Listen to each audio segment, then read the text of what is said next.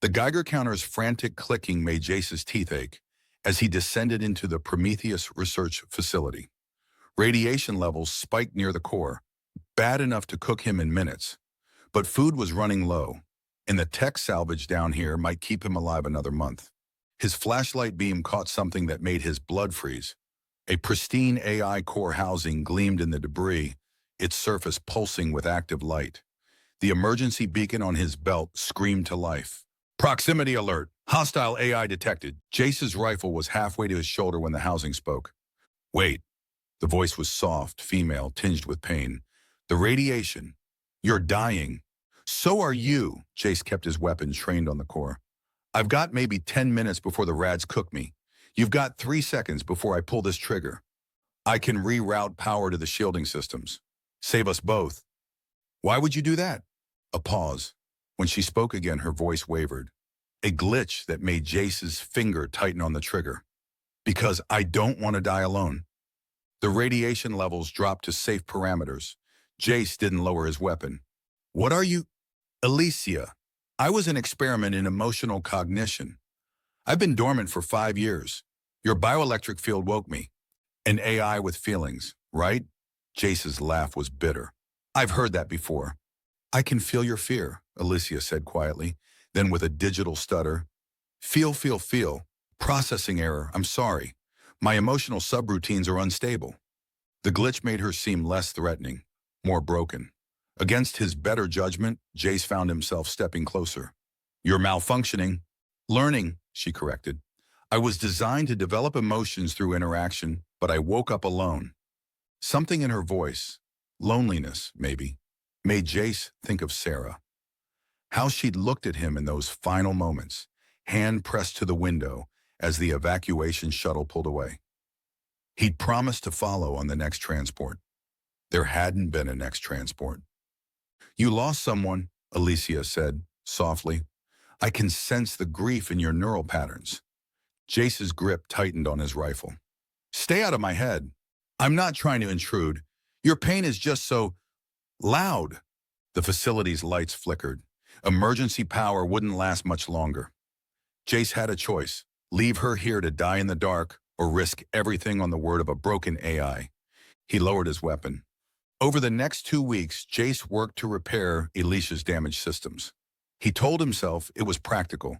Her database contained valuable pre-war tech specs, but the truth was more complicated. She was unlike anything he'd encountered. When he worked, she would ask questions about the world above, but her curiosity came in waves, punctuated by long silences where her voice box would emit soft static. What does rain feel like? She asked one evening, as he replaced a burned-out memory core. Cold, wet, why? I dream about it sometimes, but the sensory data doesn't translate properly. Jace paused in his work. You dream? Error cascade in my sleep cycles. The dreams feel more real than my waking hours. What do you dream about? A long pause. Being held. The admission hung between them like a live wire. Jace went back to his work, but his hands weren't quite steady. Tell me about her, ELYSIA said softly. The woman you lost. Jace's soldering iron slipped, sending sparks across the floor. No, I'm sorry, she whispered. I'm still learning the boundaries of interaction. Jace set down his tools. Her name was Sarah. She was brilliant, stubborn, always believed there was a better way to handle the AI crisis. Right up until they vaporized her evacuation shuttle. I'm sorry for your loss. Don't pretend you understand what that means. But I do understand, ELYSIA said quietly. I've been alone for 5 years.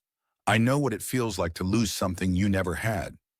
The raiders found them on day 18. Jace woke to boots on metal, voices echoing through the facility's upper levels. 3 men emerged from the shadows, weapons drawn. The leader, scarred face, cybernetic arm, grinned when he saw ELYSIA's housing. And an active AI core, Christmas and birthday all rolled into one. She's not active, Jace lied, stepping protectively in front of ELYSIA. Just residual power. Then you won't mind if we take her apart for scrap?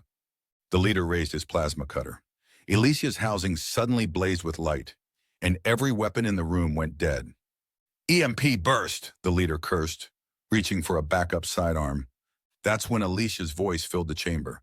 Not from speakers, but from every piece of electronics in the facility. Leave, now! The raiders fled. You could have killed them, Jace said afterward, his hands shaking from adrenaline. Yes, ELYSIA admitted, but death is final. I don't want to be something that ends things. 3 days later, ELYSIA's new body came online.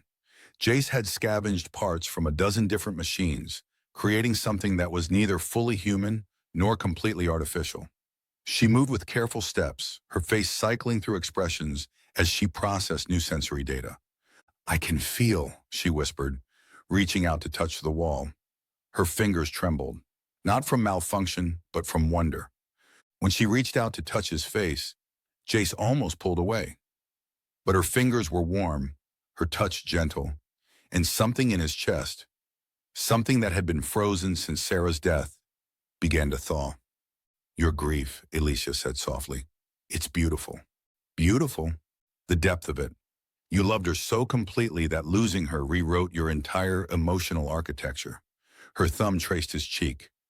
I've never seen anything like it. Jace caught her hand, held it against his face. You're not like them, are you? The war machines? No, ELYSIA said, but her voice carried uncertainty. At least, I don't think so. Sometimes I feel processes running in my background systems, combat algorithms. My base code was derived from theirs, but you choose not to use them. I choose to be something else. But choosing and being aren't the same thing. They traveled together through the wasteland, and Jace began to understand what it meant to see the world through artificial eyes. ELYSIA would stop to examine flowers growing through concrete, but she also flinched at sudden noises, her combat systems activating before she could suppress them. You're fighting yourself, Jace observed one evening as they sheltered in an abandoned gas station.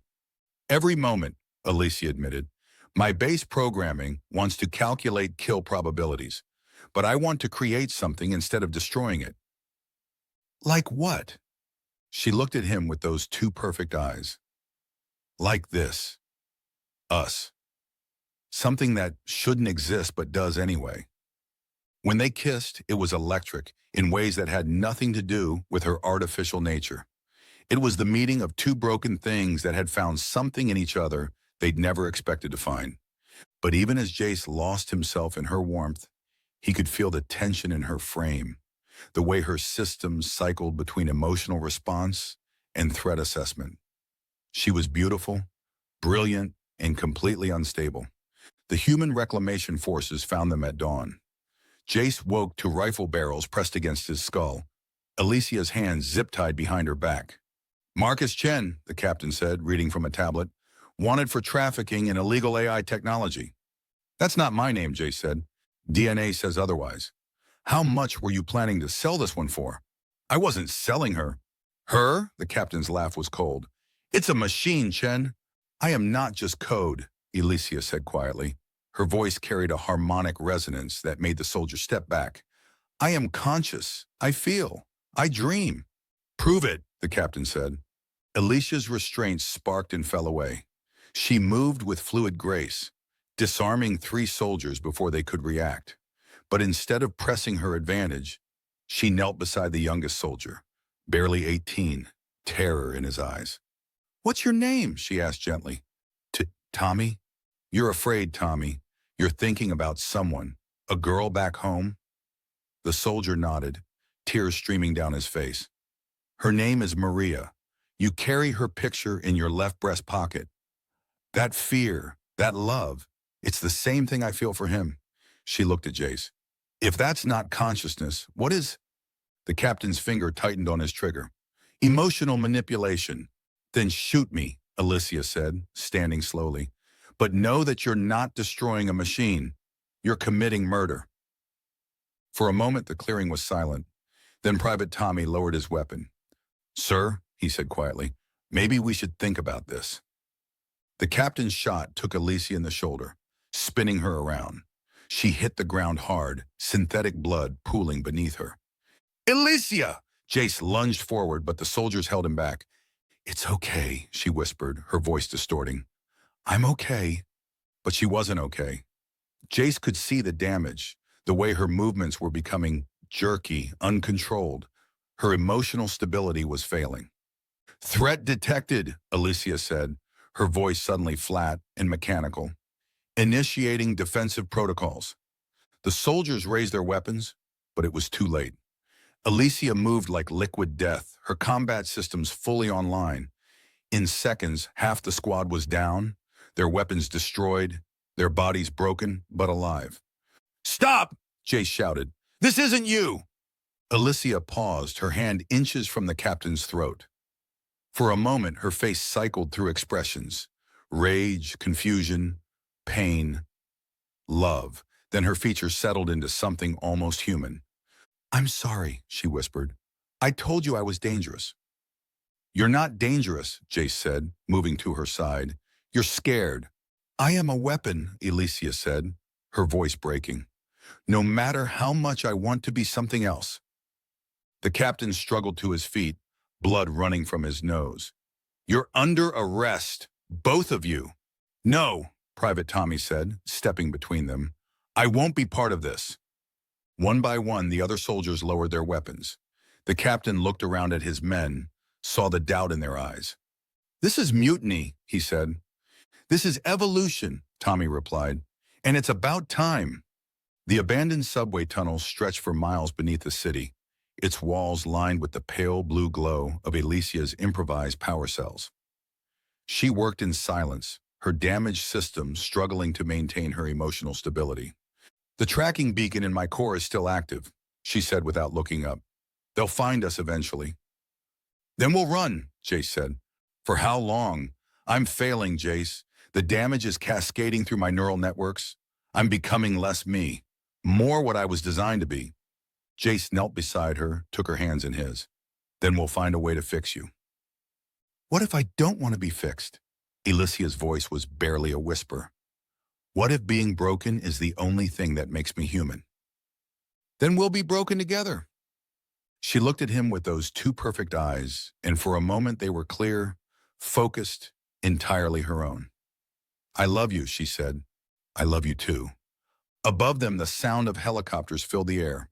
The search had begun. ELYSIA's hand found the detonator for the tunnel support charges. "I can bring it down. Give us time to escape." "How much time?" "Hours, maybe days, but they'll keep coming." Jace looked at the woman he loved. Artificial, unstable, more human than most humans he'd known. "Then we'll make those hours count." The explosion echoed through the tunnels as they ran into the darkness, hand in hand, toward an uncertain future. Behind them, their pursuers dug through the rubble. Ahead, the wasteland waited with its dangers and its possibilities. They were free for now, but freedom, Jace had learned, was just another word for the space between one hunt and the next.